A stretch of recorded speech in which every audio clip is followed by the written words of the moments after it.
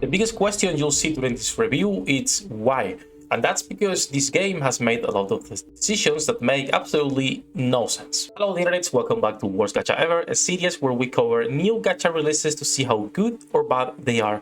Today we're playing Snowbreak Containment Zone. We'll go over combat, gameplay, animations, art, the show, the gacha rates, the community, the company that releases the game, and then my final thoughts. Before we start, don't forget to leave a like and subscribe, and also a couple of things related to the game that I think are important to mention before we start. The game is full of bugs. They've said they are working on some of them, but still nothing has changed. The launcher, for example, is completely bugged. On PC and on mobile it's super unstable, which is not to say it's a bad game. Nikke, when it released, it was full of bugs for months, but I think it's fair and it needs to be said that, you know, when a game releases full of bugs, it's something worth mentioning. Also, changes from the CBT to the live game make me feel like they don't really listen to the community. The biggest complaints were not gameplay wise. It was weapon farming, because you can't farm them. It's just, you know, gacha, and the rate itself and the currency, and that has not changed. They added the cover system that no one cares because you are using either a shotgun, super close range,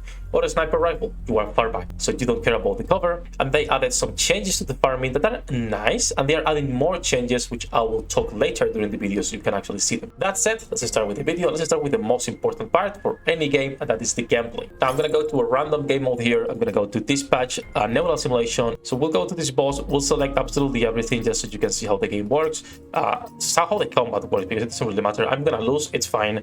You have 3 units with different abilities, different elements, and different weapons, just like your usual gacha, right? So for example, our shotgun girl in the middle is an electric type girl and is mostly a DPS. Our girl on the left is also a DPS slash support, fire with an assault rifle, and then the girl on the right is a support with a pistol that uses chaos damage. Now, all that said, let's start here this boss. The first thing that I want to talk about is shooter looter. A lot of people are comparing this with the Division. Anyone who compares this to the Division hasn't played the Division. It's pretty simple. This is not a shooter looter. It has no elements of looting. It's a shooter, a third-person shooter, and a decent one. The gameplay feels pretty good. As you can see, you have 3 characters. All of them have different abilities. You can swap to them. Bosses are the best part of this game, in my opinion. They are super well designed. You have a lot of parts you can break, a lot of mechanics, as you can see. Once again, this is just an example so you can see how the game works. But the gameplay, which is the foundation of the game, feels pretty good. The game feels nice. My problem comes with the rest of the game. For example, enemies, when you get too close to them, have a melee functionality. They will melee hit you, but you cannot melee hit them. I don't understand why. Like, I think it's a basic thing to have on any shooter, a melee attack. Speaking of enemies, and I'm not talking about the bosses, I'm talking about the normal enemies, the AI, it's one of the worst things I've seen in a while. Let me go here. Main story, this is a boss, so I can go there. Let's go here, team effort. Let's start this. I'm gonna waste 10 stamina, which is fine. Like, you can stay here and look what they do. These are all melee, by the way. This is the AI of the game. Once again, that guy is shooting, but if we remove this guy, that's it. You can stay here. Yeah, they will do absolutely nothing. The AI is one of the worst things I've seen in years. And I'm not talking about the challenge of the game. I don't think the game is challenging. They have some game modes where it gets harder. More of a challenge, it's how much bullets can a boss take? How much of a sponge can they become? Now, going back to what I was saying about the stamina, as you can see, we have a stamina system. It's called Presence here, and I have a lot of issues with this. For example, right now we're on level 38, right? If I come here to fight, and let's say I just started the day and I'm gonna go to operation to actually farm, right? To do my daily farm of whatever materials you need to do, and I go, okay, I need to do neural materials, and I'm only on fear. I'm missing 2 levels. This already costs you 25. You have 160, meaning the moment you do 3, 4, 5 levels, you're done. On a game with no sweep functionality, they are adding a sweep functionality for a couple more things, which I appreciate, as long as rewards stay the same. But the stamina consumption and limit you have is too low. You can literally do anything after you are stuck in the campaign. Something else related to the stamina is they hard engage you with the story, with the campaign. As you can see, I need to be level 40 to continue with campaign. When I finished chapter 6, I was 33. I used all my stamina, and by all I mean all the one that they give you for free, right? And I could not get to level 40. I am level 38 right now. Now, also, Do you see how it says fully restores presence? We have 160, but if I click use, it restores only 60 stamina. I'm not sure if this is a bad translation or they are intending to actually fully restoring it, because as of right now you can't do anything after you are stuck. You literally either buy stamina every single day with crystals or you are fucked, because the amount of stamina refills we get are not enough, and when you level up, your stamina is not refilled. So even if you are leveling up constantly, you are not getting more stamina, only your cap is going up. Now, to keep talking about game modes, I'm going to talk about Giga League, which the name is pretty fun. But this is the co-op game mode. Co-op is one of the worst optimized things. Dissing constantly, enemies hitting you when they are aiming 30 meters to the right? Like, it's super poorly optimized, which for a game that's a shooter and online is kind of weird. And for a company that's making an MMORPG for mobiles, it's kind of weird that they cannot even get sync properly working on a co-op game. The second thing with co-op is once you are done with your rewards, as you can see 1,000, you have zero incentives to play any more co-op, meaning your daily playtime on this game is going to be 5 minutes. On a third-person shooter, you are playing maybe 5 minutes, which kind of makes no sense. They say they are adding more co-op game modes and experience, which I'm actually waiting to see what it's going to be. But right now, it's pretty bad. Also, related to the gameplay, it's the auto clear. So, for example, dupes for the characters, you can farm them every day. And in here, you can actually auto clear. But if I want to do my daily, for example, operations, where it's just farming materials on levels that are really easy, you cannot auto clear this. You have to play. So if I go here, I can only say, okay, I want to get 4 times the drop rate.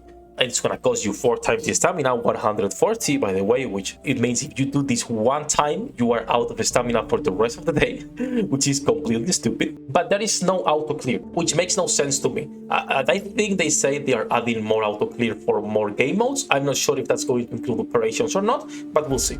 Lastly, related to gameplay and combat, it's the daily and weekly rewards. So daily, you are getting a third of a single, which is the standard for a lot of gachas. No complaints with the daily rewards. My problem is with the weekly rewards. As you can see, you are getting a lot of pulls. A lot of pulls, actually. This is pretty great. The problem is this is not weekly. This is bi-weekly. Even if it says 8 days, it's like 12, 13, 14 days, which is 2 weeks. So some of these rewards are actually bi-weekly and not weekly, but it doesn't tell you clearly which ones are those.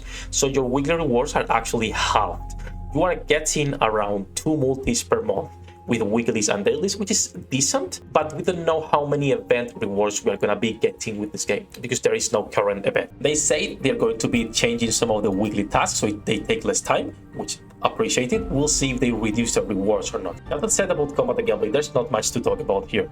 The gameplay feels nice. Once again, I recommend trying the game by yourself to see if you like it. My problem comes with everything else because this is a game that you want to be playing, a shooter, but you can't play the game because of the stamina and everything they're doing with it. Now let's move and talk about the second most important part of anyone that's playing a gacha, and that's going to be the rates actually, right? This is by far the worst thing of the game.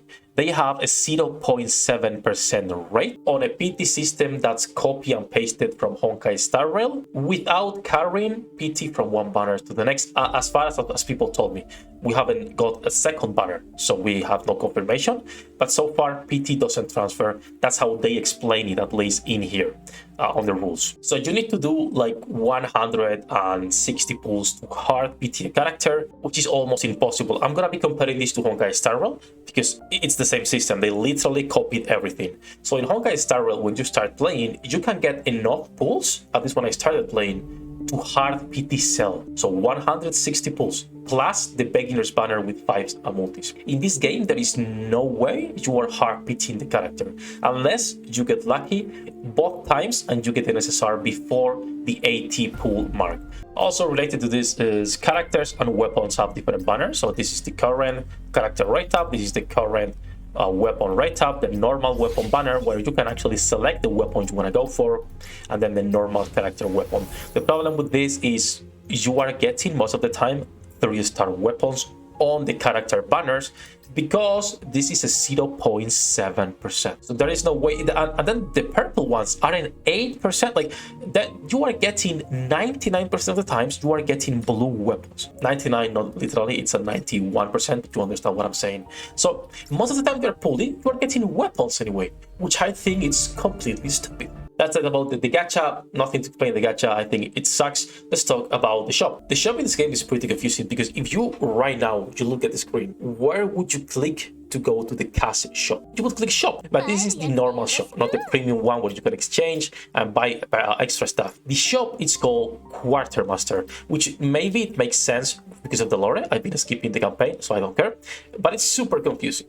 So when you get to the shop, is the usual standard shop. You have your monthly card, and you also have your mission pass with a free pass, a premium pass, and also a super premium, which includes only an extra skin. So it's not necessary unless you want that skin, and we'll talk about skins later. The rest of the shop, I will say, is pretty standard. Once again, monthly card, some of the packages that you can buy.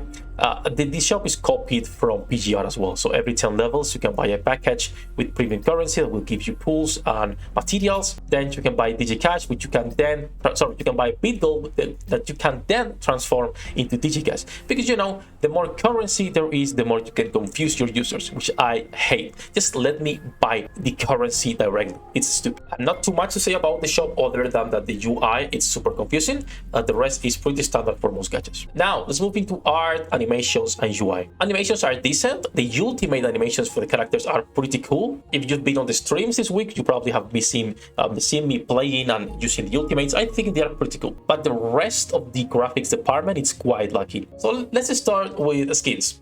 Skins have two problems. The first one, this is Fanny 4-star. This is Fanny 5-star. You can get a skin on your first recharge for Fanny, but it's only for Fanny 4-star. Skins are for specific versions of the character, not for all the characters. And let's be honest, if you have Fanny 5-stars, there is no reason as to why you are going to be using Fanny 4-stars. Meaning the skin that you just got, it's completely useless because you will never use it. And this applies the other way around. So for example, if we go to the 5-star characters, they also have skins, but you can only use them. So if we go here on that specific character. Now, the second thing I don't like about the skins is, for example, I got this skin, right? Like I was saying, the 3D model is pretty cool, but I got it because the 2D, the L2D art or the art illustration has some fit. Look at the fit. It's in there. I want to have this on my home screen, not the 3D version, but I can't. So why even bother doing a 2D version if I am never going to be seeing it? Literally, you cannot put it here. If you click and you change, you can only put the 3D skin itself, not the 2D version, which makes no sense to me. Now, talking about graphics itself, mine are on the lowest possible settings, but if you go to any stream, to anyone playing on ultra settings or max settings, you will see that graphics look like they are from PlayStation 3, but with more effects around, like overall, right? But graphics themselves look like a PS3 version for some reason. Characters don't look bad, it's just weird. And then lastly, the UI, as you can see, that there's nothing else behind me. There's only like this carousel of current things. The UI was made for phone first, 100%. It was made for mobile phones.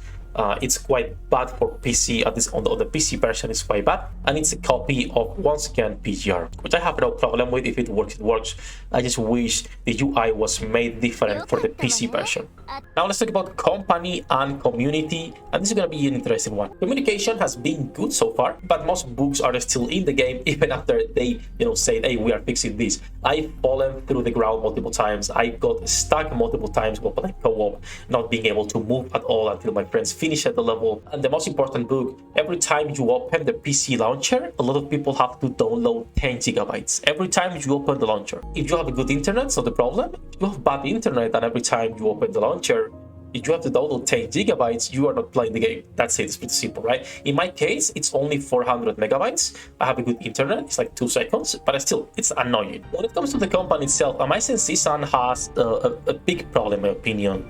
They have zero remorse closing down a game if it doesn't meet their financial targets. And by this, I mean, they will say, oh, guys, this game didn't reach our goals, which is a corporate way of saying it didn't reach our expected revenue, so we're closing it down. They did this on another game they have called The Outer Shore. This is a video by Chaotic. I really like watching his videos, honestly. And as you can see, it was a turn-based combat game. Pretty simple stuff, elements, weaknesses, characters look good. Now, you might be thinking, okay, what's the problem? They did a beta and they closed the game. They did a CBT, where everything was getting wiped out with the shop open to see how willingly the players were to spend money on a CBT. Which of course resulted in most people not spending money on a CBT, because who spends money in there, right? And so they were like, oh guys, this game hasn't reached our goals, so we're closing it. This personally makes me not trust them with Snowbreak, because the moment it's not reaching the revenue goals, they're closing it down. They don't care. They will move into the next project, which is, like I mentioned previously, a mobile MMORPG that they are making, and it's currently up for pre-registrations. So I don't really trust them with the game, but I want to still give it a chance. Play for like maybe a month to see how it goes. Now, when it comes to the community, like always, communities in gachas are always welcoming. They will always help you.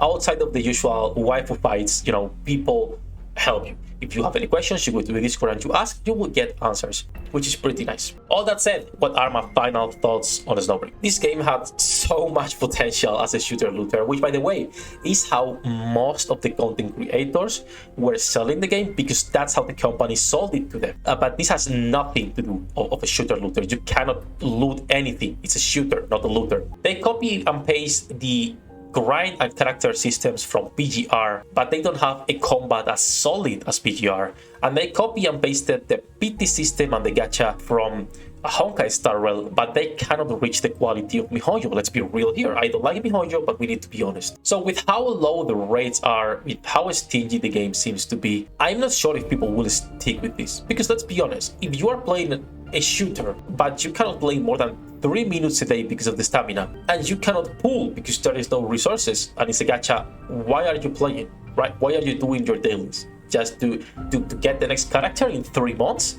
People will not stay if you cannot play more. It's pretty simple. I already talked about the stamina system, so I'm not going to be repeating that, but everything at higher level consumes at least 30 stamina. One refill is giving you 60, meaning you are getting 2 extra levels. You have 160 right now at level 38. Not sure if it's going to keep going up or not, but it's too low. Personally, I really wanted to like this game. I really want. Like, this review is coming from the place of I wish the game was better, because I want to play more. But right now, I have low hopes, low expectations. I'm gonna be playing for a couple of weeks, see how it goes. On the 27th, we are getting our first big patch. It's where a lot of people will stay or leave the game, probably. And from there, we'll see what happens. Now, all that said, if you find this type of reviews useful, don't forget to like, subscribe to help me grow the channel. Thank you to all my patrons for making this content possible. You can join them with the links in the description down below and with YouTube memberships. Good luck with your pool generates, and see you in the next one.